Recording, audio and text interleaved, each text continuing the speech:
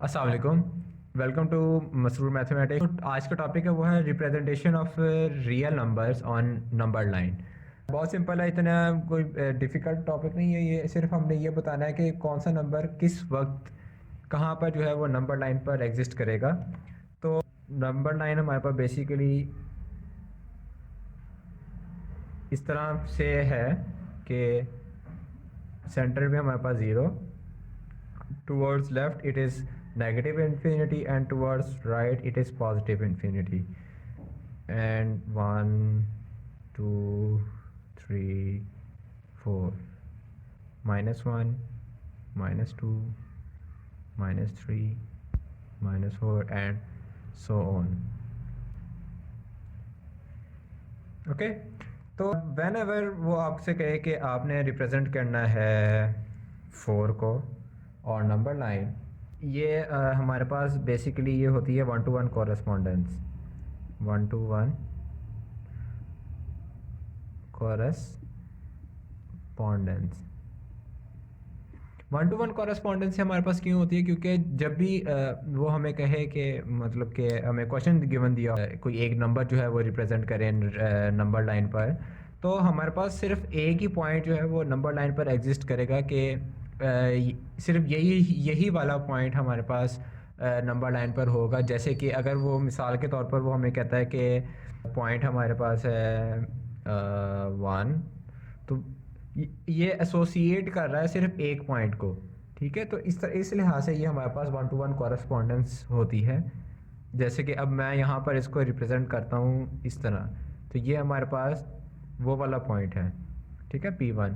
अगर वो कहता है कि रिप्रेजेंट करो पॉइंट है हमारे पास 2.5, तो 2.5 हमारे पास कहाँ पर होगा? तो 2.5 इन बिटवीन दिस। ठीक है, 2 और 3 के बिटवीन 2.5 जो है वो एग्जिस्ट करेगा। यहाँ वो कहता है कि हमारे पास P -3, तो आपको नज़र आ रहा है कि ये यहाँ पर -3 जो है वो पॉइंट है।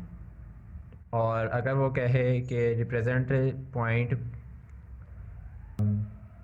-1.5, तो इन बिटवीन 1, -1 एंड -2 यहाँ पर वो पॉइंट एग्जिस्ट करेगा -1.5। तो for each point it associates only one number, one real number, and there will be only one point will be taken on the number line. तो इस तरह हम लोग जो है वो 1-to-1 कॉरेस्पॉन्डेंस शो करते हैं नंबर लाइन पर, और ये हमारे पास बेसिकली जो रिप्रेजेंटेशन है रियल नंबर्स की नंबर लाइन पर। नेक्स्ट हमारे पास अगेन हम लोग यूज़ कर रहे हैं रैशनल नंबर्स को।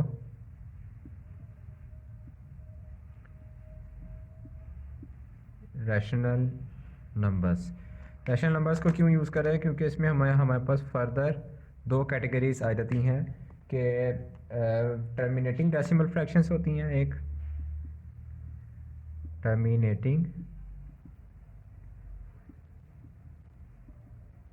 Decimal fractions and non terminating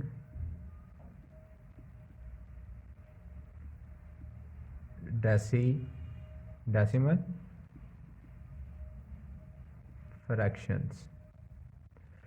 terminating decimal fractions and non terminating decimal fraction. Terminate से हमारे पास क्या मुराद है? टर्मिनेट से हमारे पास मुराद ये है कि जो नंबर हमारे पास गिवन होगा या जो फ्रैक्शन हमारे पास गिवन होगी उसका कोई ना कोई एक स्पेसिफिक आंसर आ रहा होगा। लाइक अगर मैं यहाँ पर लिखता हूँ 2.5, तो ये टर्मिनेट हो रहा है क्योंकि जब हम इस फ्रैक्शन को सॉल्व करते हैं तो इसका आंसर हमारे पास ओनली आता है 0.4 और ये ख़त्म हो जाता है।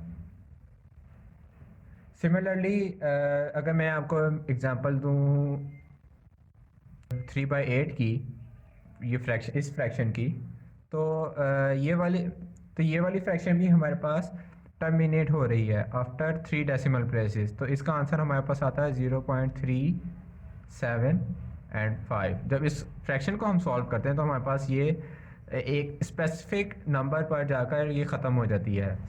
और अगर मैं इसी तरह अगर आपको मैं एग्जांपल दूँ 3/6 की,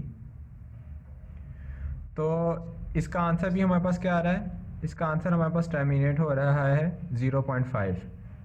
अगर हम इसको सॉल्व करें, इस फ्रैक्शन को सॉल्व करें, तो ये आ रहा है 1/2।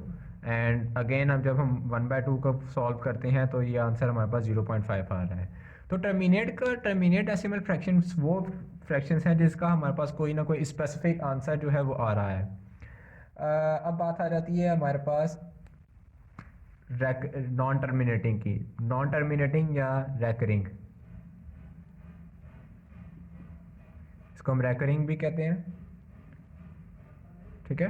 और इसमें हमारे पास वो वाले नंबर्स एग्जिस्ट करते हैं जैसे 2/9। इसका इस फ्रैक्शन को जब हम सॉल्व करते हैं तो ये 0.2222222 और ये चलता जा रहा है।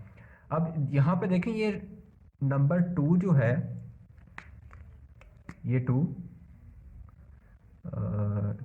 ये रिपीट हो रहा है।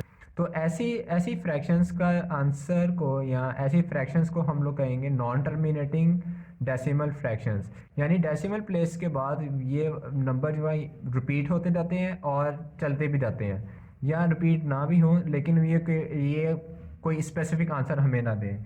जैसे अगर एक और एग्जांपल दूँ 4/11 की, इस फ्रैक्शन की, तो इसका आंसर हमारे पास क्या आता है? 0.3636 एंड सो ऑन।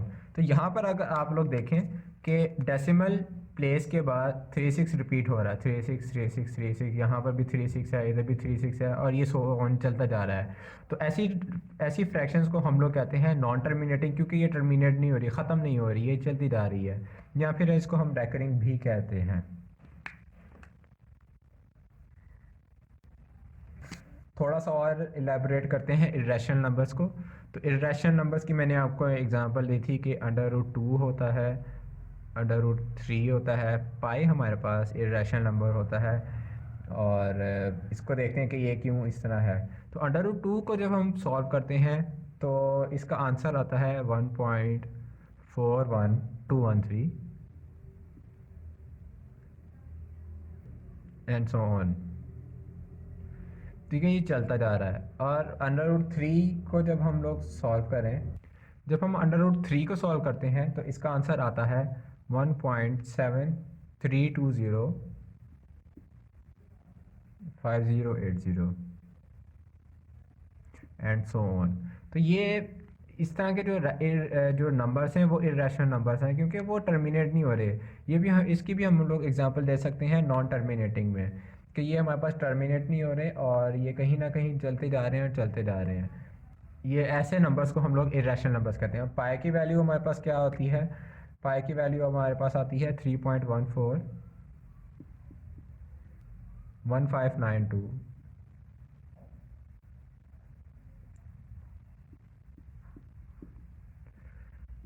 तो ये हमारे पास इर्रेशनल नंबर्स में है, ये चलते जा रहे हैं।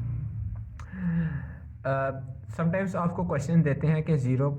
इस तरह के क्वेश्चंस गिवन होते हैं, जैसे कि मैं आपको एग्जांपल देता हूँ कि जैसे 0.3 ऊपर बार रिप्लेस कर देते हैं। तो इसका क्या मतलब होता है कि 0.3 is basically 0.33333 up till so on. तो कहते हैं कि इसको रिप्रेजेंट करना है आपने फ्रैक्शन में, ठीक है। तो अब उसको किस तरह सॉल्व करना है कि अब मैं आपको इसका तरीका बताता हूँ कि लेट कर लें कि x is equal to 0.333 and so on.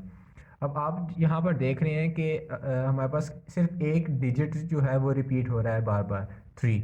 तो इस तरह हमने क्या करना है कि इसको हमने करना है, ये है कि 10 से मल्टीप्लाई कर देंगे बोथ साइड्स, 10 into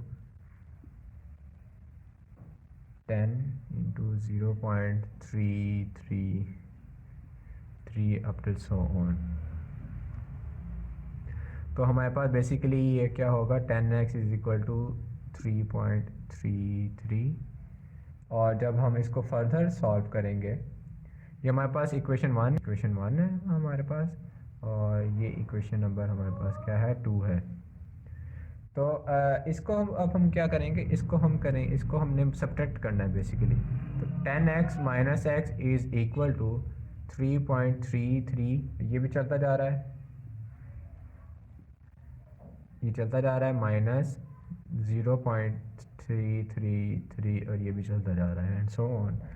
तो एट द एंड हमारे पास क्या आया, 9x इज़ इक्वल टू, अब जितनी भी ये वाली जो टर्म्स हैं सारी, ये तो कैंसिल आउट हो जाएंगी, ये भी कैंसिल हो जाएगी, ठीक है। वो कैंसिल क्यों होगी, क्योंकि पॉइंट के पास सारे जो नंबर्स जो हैं, ये वाले नंबर्स जितने भी हैं ये रिपीट हो रहे हैं, ये सारे नंबर से रिपीट हो रहे हैं, तो पॉइंट के बाद जितने भी नंबर हैं वो कैंसिल आउट हो जाएंगे और सिर्फ रिमेनिंग हमारे पास क्या बच जाएगा, 3।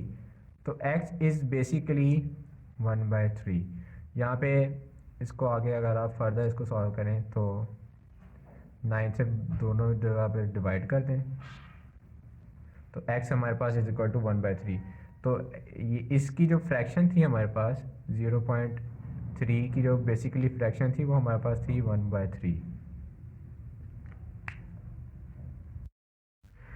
उम्मीद करता हूँ कि आपको आज की वीडियो अच्छी लगी होगी। अगर आपको वीडियो अच्छी लगी है और आप चाहते हैं कि मैं और वीडियोस अपलोड करूँ तो कमेंट सेक्शन में लाजमी अपने रिव्यूज़ दीजिएगा। और अगर आपने अभी तक इस चैनल को सब्सक्राइब नहीं किया तो मैं आपसे रिक्वेस्ट करूँगा कि इस चैनल को सब्सक्राइब करें और वीडियो को लाइक भी लाजमी कीजिएगा। शुक्रिया।